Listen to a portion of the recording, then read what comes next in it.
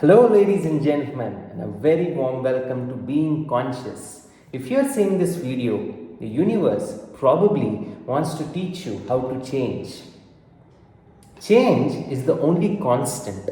If you closely observe our reality, the reality in which you and me live, we all are subject to constant change. Weathers change, mindsets change, bodies change, status change, perceptions change. Everything in this universe is subjected to the law of change. But the only question is this change something which is working for you? And is this change something which is not working for you? Now, let's say that you're stuck in an unpleasant situation and you feel like a victim, you feel that you don't have any leverage for you to do anything in life, for you to get out of that situation. Now, we are going to talk about the neuroscience in terms of how to create a change, specifically focused on our own mindset. Now, the contents of this video is inspired by the work of Antony Robbins, from his book Awaken, the Giant Within. If you have read this book, I think you would understand the depth and gravity of the content of his work in general. But if you are someone who has never heard of this book, I would highly recommend you to read through this book if you are serious about awakening the giant within. Now let's talk about change. Let's talk about neuroscience, because at the end of the day, we all are driven by our brains. We are basically biological creatures. No matter how much we intellectualize or philosophize, we are run by our brain. We are run by a certain biochemical rhythm. The person you are in the morning is quite different from the person you are in the evening. Now, the reason is profoundly scientific. The reason is that the chemical compositions of your body is vastly different. Haven't you observed that the mood you have just after you wake up is vastly different from the mood you have towards the evening or towards the night? Now, this video is going to be more on neuroscience and also how the mindset, how we can utilize neuroscience to change for the better. Now, if you think about any change, there's a beautiful quote by Robin Sharma in this context, which I would like to speak out, which I would like to quote. Robin Sharma says that change is hard at first, messy in the middle, and gorgeous in the end. Change is hard at first, messy in the middle, and gorgeous in the end. And if you observe it, it is so true. Any change, when we want to make a positive change, it's always hard at first. It's always hard at first. And it becomes really messy in the between, because we are sort of stuck in that zone where we are successful in changing that habit or mindset or whatever we are trying to change, but we have still not gotten through. We are still in that midway. We are still in that zone wherein we haven't completely succeeded, but we are in a messy zone, to put it straight. Now, Tony Robbins talks about it in his book, that how the human brain essentially functions. Human brain is always striving towards avoiding pain and trying to get pleasure. The pain and pleasure cycles. If you closely observe, each of us is doing something which gives us a sense of pleasure. And we are deliberately avoiding stuff which gives us pain, which gives us a sort of discomfort. The reason why social media is so addictive, because it gives us dopamine shots, and the dopamine shots in the brain gives us a feeling of pleasure. That feeling of satisfaction is sort of given out by the social media scrolling, because the brain is subjected to constant excitement, constant feed of information. Now, this is also the reason it is so difficult to change. Let's say you have a bad habit of probably some kind of an addiction, or probably even screen addiction. Now, when I talk about the word addiction, the only thing which comes in our mind is alcohol or drug addiction. But addiction can be also of fear. Now, this might sound weird to you, but many people are addicted to fear. Many people are addicted to being unhappy. Now, it is very interesting. You might ask that why is someone addicted to being fearful, or why is someone addicted to being unhappy? Now, if you go inside the root of fear, I like to define fear as FEAR, as false evidence appearing real. FEAR is false evidence appearing real. So, if you look at the mechanics of fear, what are we trying to do when we are scared? We are deliberately avoiding that which we perceive is going to give us pain. So let me give you a very rudimentary example to better illustrate this point. Let's say you're scared of public speaking, right? Let's say you're scared of public speaking. Now, fear is basically helping you to avoid the pain of public speaking, because you have this perception that you are not such a good public speaker, that you will fumble, you will goof up. Now, whether this perception is true or not, that is a different matter altogether. But the point is that fear is helping you avoid the pain. But is that good for you in the long term is the question. Now, if you go deeper inside this, every habit is only hard to change because our brain works on neural connections, associations. We have a memory of pain associated with changing that behavior, and because of that, change is so difficult. No change lasts long. There have been many instances where people have quit their negative habit, and after a period of time, even a bit of that exposure to that habit, they are suddenly rekindled, they are suddenly rewired in the same old belief systems or old habit loops. The reason this happens is the neurocircuitry is still not fully weakened. Now, let's talk about the 6 pragmatic, practical steps through which one can achieve lasting change. And the fun part is that this can be applied to any dimension of your life, whether that's your health, wealth, or your own spiritual well-being. Now, let's talk about the first important and crucial point. The first, and I would say this is the most, probably the 80% of the game here.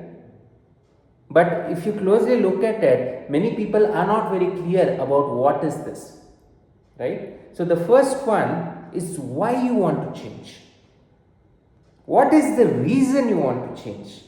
What is that one thing you want to change, and why? What is the reason behind that? Because let's understand, unless you are extremely clear, unless you extremely have ample amount of evidence and reason which has an emotional undertone to it as to why I need to change, you are never going to think about the other steps. Most of the people, there was a survey done by Forbes, and one of the things which they identified among the most successful people in the planet is this one quality they had. There were a couple of qualities, perseverance being one of them. The other quality they observed amongst all the successful titans in different industries was the amount of clarity they had. They were absolutely clear about their why. They were absolutely clear about why they are doing something. And this is the first step in this neuro conditioning, in this neuro technique of creating change. Know your why. Why do you want to change? And you realize that why, when that why is completely clear in your mind, you will have more impetus to create that change. Suppose you are someone who is alcoholic, and that alcoholic habit is costing you your career, is costing you your reputation, is costing you a lot of other ill effects. And then you have an emotionally charged reason. Maybe you have a family to look after too. Maybe you have a family who you need to support, and this habit is not making you capable enough to fulfill your responsibilities. To the contrary, it is creating a situation where you probably cannot survive yourself. You need to be dependent on someone. Now, once that is clear, once your why is crystal clear, Then let's move to the second step. Now, the second step is very interesting. It talks about get leverage. Now, when we talk about get leverage, it sort of is an offshoot of the first point. Now, get leverage is about what is the compelling reason why you want to make the change, right? So, there are different ways you can look at it. So, I would like to share a story which Tony Robbins shares in his book. So, one of his clients, and Tony Robbins' clients, was a person who was a smoking addict. And the smoking addict his addiction was around 25 to 30 years old. And it so happened that one fine day, his 8-year-old daughter was aggressively telling him that I want you to see my marriage. So please don't die. And this person is saying, I'm not going to die because I'm smoking. No, you are going to die. And she consistently insisted this point. And guess what? From the next day, the person quit smoking. The thing which all the big therapists and professionals were unable to achieve, that 8-year-old daughter was able to bring about. The change was done. The change was brought about because of that emotionally compelling reason. And this is what leverage is all about. Why do you want to not change that fear, change that limitation which you have in your mind of public speaking, or any other quality, any other negative quality which you would like to transform into its positive counterpart? What is the compelling reason which you have to create that change? Once you have that lever, that leverage point, that is when you get momentum to create the change. There's a beautiful quote by René Descartes, which I would like to quote in this context. He says, it's not enough to have a good mind. The main thing is to use it well. It is not enough to have a good mind. The main thing is to use it well. So first be very clear why you want to change. Second, get emotionally compelling leverage points as to what will happen if you create the change. How important it is for you to change. This is what is meant when I talk about leverage points. Now, third, this becomes more scientific neuroscience based. So our brain is also always working in rhythms. It works in patterns. If you notice this, there are some things. So it is said normally that 95% of our behaviors and actions are rooted in the subconscious, and only 5% is coming out of conscious will. So the subconscious is essentially driving our life, and this is the reason why they say we always need to reprogram our subconscious brain, because our subconscious brain is getting reflected in our habits and behaviors, and in our habits and behaviors eventually create our destiny. So it is very important to create limiting patterns. What do I mean by that? Now let's say you are an extremely introvert and a shy person, and every time you are exposed to people, you feel fear, because in the brain there is a negative association when you mingle with people. Maybe you had a bad experience, and because of that bad experience, the brain is trying to save you from that experience, because the brain somewhere down the line associates a negative outcome from that interaction. And fear is basically helping you to defend yourself, because the brain now thinks, though it's not true, that if you interact with the outside world, there is a certain association of pain, right? Maybe somebody insulted you in public, and now for some reason the brain reprocesses that particular memory, and even in the present moment, even though that memory is just a thing of the past, that is history, but you're still viewing the current reality through the eyes of the present, through the eyes of the past. Now, and this is also the reason why the patterns in our life are always repeating. You might have noticed that future is essentially a repetition of the past. Eckhart Tolle told a beautiful point in his book, The Power of Now, in this context. He said, most people are living in cycles. In terms, the future which they are going to live is essentially going to be the same past which they are living. Reason being, they are not able to break those patterns.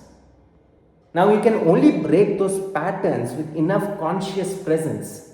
And if you don't generate enough presence, what happened in the past will repeat itself in the future.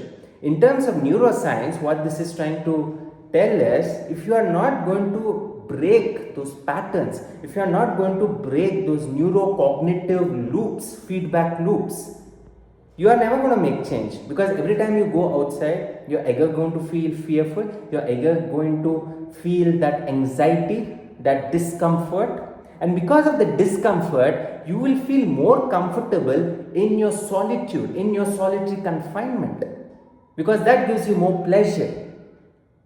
Now the trick is, the key is, since you know that this is not a more healthy way to function, especially if you are living in this world, and especially if you are working in a field which requires extensive collaboration, which requires you to work with a lot of people. For that to happen, for that to take place, you have to break this habit of this fear psychosis. And once you do that, at the very beginning of this, when you try to identify and when you try to break these limiting patterns, it is going to be very uncomfortable, because you're going to feel a lot of pain. Because what you're doing is you are basically identifying that limiting pattern and you're going to break it. And initially it is going to be very discomforting. But guess what? The next step, what Antony Robbins talks about, is once you accomplish that, you will suddenly feel that the brain now is going to associate pleasure with that interaction. And once you do that, that is the key point. Once you associate pleasure with any good habit, with any good virtue, that becomes more natural, that becomes more automatic. Suppose you have this habit of not being able to interact with people.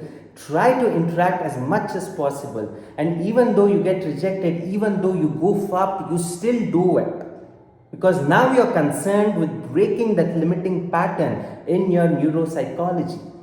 And once that's done, talking with people, being with people becomes the natural part of you. You don't have to make any effort, because now you have rewired your brain circuitry, you have rewired your neuromechanism, and because of that you have tapped in to this power of neuroscience to create a change.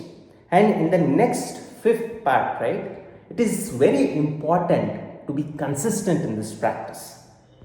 Remember how I said in the beginning of the video that there were people who were out of that addiction or addictive habit, and 6 months down the line, at the sight of that stimulus, they were gone. They had sort of slipped back to their old habitual tendencies. So it is important to be absolutely consistent in trying to break this, and we also have to mindfully associate pleasure with this new good habit. Let's say you are someone who is absolutely lethargic and you always despise the idea of exercising. So what you can do is that every time you exercise successfully, every time you break that limiting pattern, you can give yourself a reward. And the brain is getting conditioned to associate pleasure with that good habit.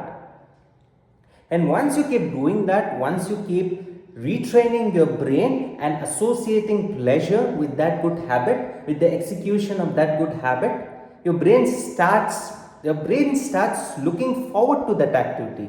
Have you heard of people who say that if I haven't exercised in a particular day, I don't feel great? I have to exercise. So they are addicted to the good things, right? So this is how they have triggered the brain centers. They have triggered pleasure with exercising. Now this is a healthy addiction to have. Now this might seem like a very small example, but these things can be applied to any behavior, any limiting behavior which you are having in your life. You can change it for your benefit. Because understand, there's this whole science of neuroplasticity wherein they talk about how the brain is flexible, and talent is definitely overrated in the sense that we all have a lot of potential to change the way our brains function. But the only thing is, we need to be absolutely consistent with these habits. And the more you associate with, and the more you understand the pain pleasure dynamics, the more you will be able to make this work for you in life. Hope you really enjoyed this video. And Tony Robbins has gone into a lot of depth. He has talked about a lot of real life examples of people who have benefited from using these techniques. You can certainly go through it in this phenomenal book called Awaken the Giant. This was it for this video. Let me know how you felt about this video. Do give me your candid feedback. Also do share this content with a couple of your folks, especially those folks who really want to make change but they are not able to make change for n number of reasons. Thank you so much, and I'll meet you in the next video. Bye.